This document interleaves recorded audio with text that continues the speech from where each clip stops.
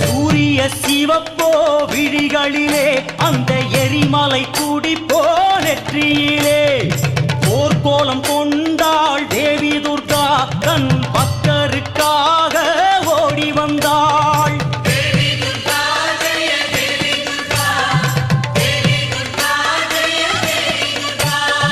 யுத்த பூமியிலே தோன்றுகின்றாள் தன் சூரத்தனங்களை காட்டுகின்றாள்.